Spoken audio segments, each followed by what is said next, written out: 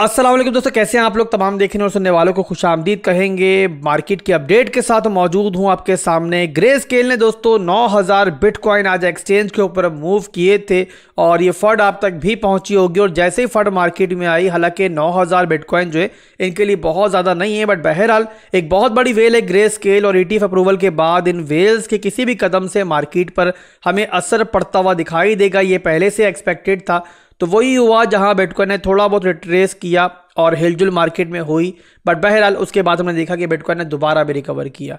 अब यहां पर दोस्तों बिटकॉइन के भी टेक्निकल एनालिसिस करेंगे और बताएंगे कि यहां पर मार्केट के अंदर आपको शॉर्ट टर्म के अंदर क्या होता हुआ दिखाई दे सकता है, ओवरऑल हमारे चार्ट जो है हमें क्या बता रहे हैं। और उसके अलावा दोस्तों इथीरियम को भी डिस्कस करेंगे।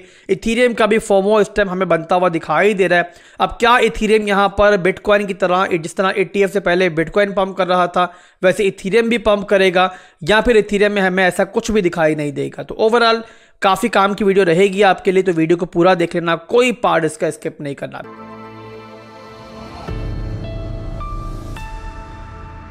तो BTC का चार्ट दोस्तों डेली टाइम फ्रेम के अंदर मैंने ओपन किया हुआ है। सबसे पहले हम ट्रेंड देखेंगे, जो कि हम हमेशा देखते हैं, और उसके बाद फिर अपने एनालिसिस को आगे बढ़ाते हैं कि ट्रेंड इस टाइम नीचे की तरफ है या ऊपर की तरफ है। तो यहाँ पर दोस्तों ये बिटकॉइन ने बनाया हायर हाई, ठीक है, फिर हायर लो बना, इसके बाद बिटकॉइन ने एक नया हाई बनाया, फिर लो बना।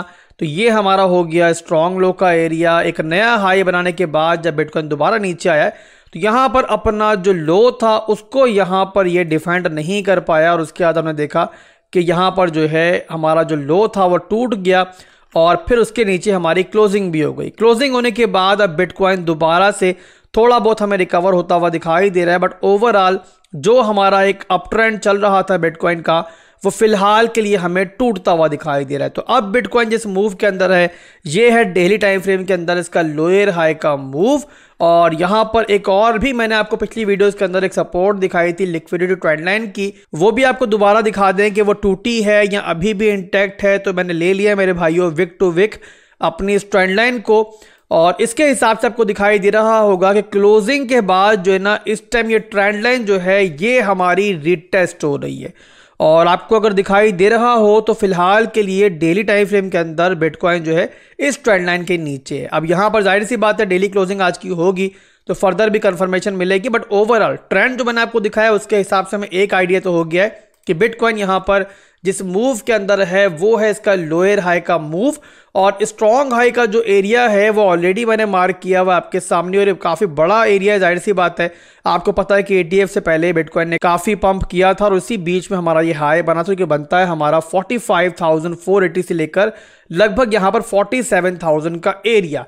तो यहाँ पर ये जो एरिया है अब हमारे लिए काफ़ी स्ट्रॉन्ग एक रेजिस्टेंस बन चुका है। इसके ऊपर 48K के अंदर हमारे पास वीकली रेजिस्टेंस एरिया भी है। तो ओवरऑल बिटकॉइन का जो प्राइस एक्शन है वो इस टाइम हमें जाहिर सी बात है काफ़ी ज़्यादा चॉपी लग रहा है। और ना सिर्फ के डेली के अंदर, अगर आप यहाँ पर देखोगे 4 घंटे के अंदर, तो वहाँ पर भी ये देखोगे कि जो हमारा लो था वो टूटा हुआ है, और अभी तक यहाँ पर इससे थोड़ी बहुत जो रिकवरी हुई है इसके अंदर भी हमारा जो स्ट्रॉन्ग हाई है वो फिलहाल भी इंटैक्ट है। इसके अलावा अगर हम देखते हैं 1 घंटे के अंदर के वहाँ पर क्या चल रहा है, यानी कि सबसे स्मॉलर टाइम फ्रेम जो नॉर्मली देखते हैं एनालिसिस के अंदर, तो वहाँ पर भी हमें दिखाई देता है कि फिलहाल के लिए जो हमारा लोअर हाई का एरिया है वो यहाँ पर रिटेस्ट हो रहा है 1 घंटे के अंदर। शॉर्ट टाइम फ्रेम के अंदर इस टाइम जो हमारा स्ट्रॉन्ग हाई का एरिया है मैं वो यहाँ पर मार्क कर देता हूँ। तो यहाँ पर मेरे भाइयों ये है हमारा इस टाइम 1 घंटे के टाइम फ्रेम के अंदर स्ट्रॉन्ग हाई का एरिया, जो कि आपको दिखाई दे रहा होगा कि बिटकॉइन इस टाइम इसी एरिया से अभी के लिए रिजेक्शन ले रहा है। इंटरनल स्ट्रक्चर के अंदर हमें इसके ऊपर थोड़ी बहुत क्लोजिंग मिली है, बट ओवरऑल जब तक बिटकॉइन प्रॉपरली इसको नहीं ब्रेक करता है हम यहाँ पर स्कैल्प नहीं देख सकते। अगर बिटकॉइन यहाँ पर ऊपर क्लोजिंग लेता है इस तरीके से, और ये जो हाई बना हुआ है ना हमारा, ये तोड़ता, जो कि बनता है हमारा 43,800 का, तो हम यहाँ पर एक शॉर्ट टर्म की रिकवरी मजीद भी एक्सपेक्ट कर सकते हैं। बट जब तक जाहिर सी बात है ऐसा नहीं होता, हम यहाँ पर ये लॉन्ग भी ट्रिगर नहीं कर सकते।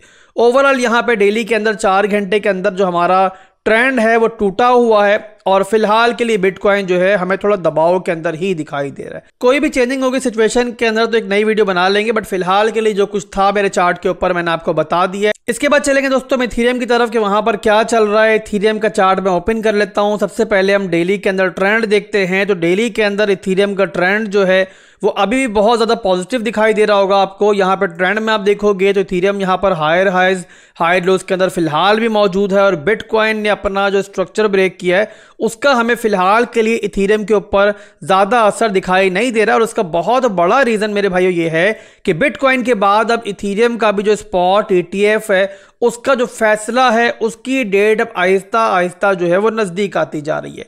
तो यहां पर दोस्तों अगले कुछ दिनों के अंदर हम बिटकॉइन की तरह इथेरियम के अंदर भी ETF से पहले हमें एक अच्छी रैली देखने को मिल सकती है, क्योंकि बहुत बड़ी बुरी खबर मार्केट में हमें कोई देखने को नहीं मिलती है।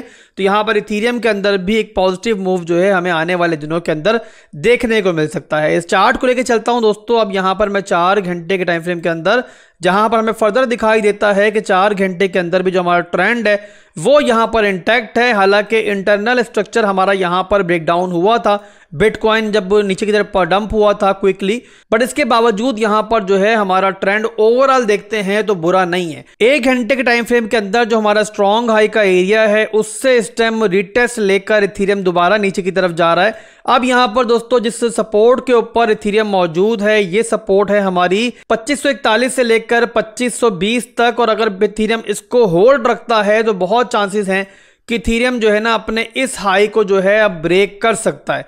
और यहाँ पे शॉर्ट टर्म के अंदर भी इथेरियम इस तरीके से आपको ऊपर जाता हुआ दिखाई दे सकता है, बट उसके लिए ज़रूरी है जैसे बताया मैंने आपको कि शॉर्ट टर्म के अंदर जो है ना हमारी ये सपोर्ट जो है इथेरियम होल्ड करे, इसको रिस्पेक्ट दे। अगर रिस्पेक्ट नहीं देगा थोड़ी बहुत मजीद भी हमें रिट्रेसमेंट देखने को मिल सकती है। बट यहां पर पॉजिटिव चीज ये है कि डेली और 4 घंटे के टाइम फ्रेम के अंदर इथेरियम जो है ना वो एक पॉजिटिव ट्रेंड के अंदर है। तो यहां पर अगर इथेरियम इस सपोर्ट को लूज भी करता है तो नीचे हमारे पास जो है ना इससे बेहतर बाइंग अपॉर्चुनिटीज बन सकती हैं। तो ये थे मेरे भाइयों बिटकॉइन और इथेरियम के एनालिसिस। वीडियो को यहां पे क्लोज करेंगे, फिर मिलेंगे इंशाल्लाह एक नई वीडियो के साथ। दुआओं में याद रखिएगा। अल्लाह हाफिज।